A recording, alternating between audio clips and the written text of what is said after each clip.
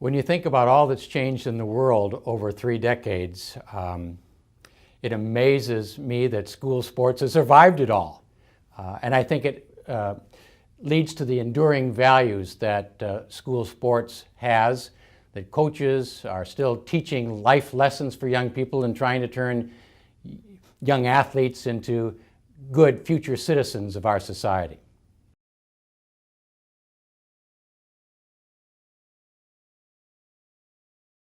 I don't think anybody could have been luckier than I to enjoy their work so much and enjoy the people he worked with so much.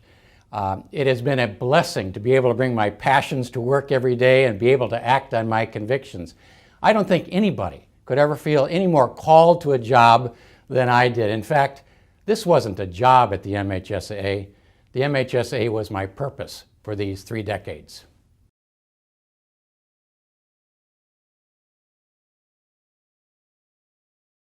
It's hard to know when the right time is to retire, but for me, I came to the conclusion, at least tentatively, last May, that I should retire at the end of the summer of 2018.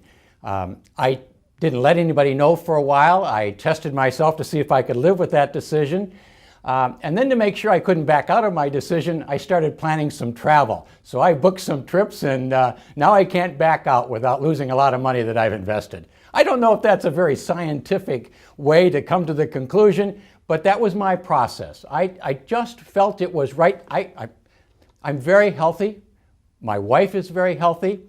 I think if that weren't true, I might keep working. But we are blessed with great health, and there's an opportunity for us to do some things now because we have good health, and we're going to do it. The job doesn't allow me to travel as freely as I might, and retirement will allow us to do some things while we have good health, and that's really important to me. I have a partner in life in my wife Peggy who loves to travel with me. We love to do things together, and we're going to be able to do some of that for the next couple of years.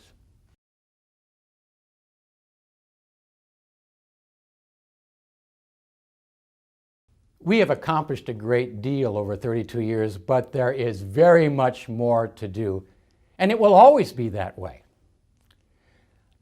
People ask me if I have any regrets, and I don't have many, but 2 come to mind right now.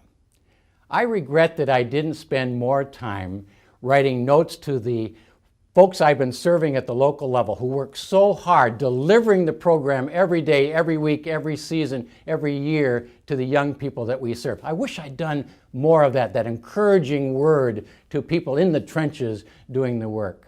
And I suppose the second regret is that in spite of everything that we've done, there's still a lot more to do to keep school sports as safe, sane, and sportsmanlike as it ought to be, as it must be for schools to continue to sponsor these programs. You see, school sports done right brings help and hope to parents and to schools who are trying as hard as they can to raise up and educate kids in very, very scary times.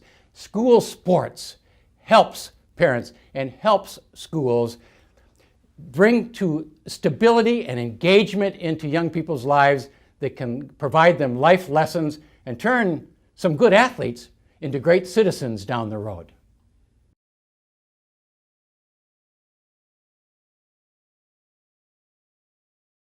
I don't know that it's going to take 32 years for this to happen, maybe a dozen, but I see an MHSAA, in fact, I see a world of school sports that is different in these ways over the next 10 to 12 years. We're going to engage many more people in our programs that have been left out of our programs in the past. A lot more younger students, junior high, middle school students, will be more engaged in MHSAA programs. We'll also be serving more sports than we currently serve of high school level.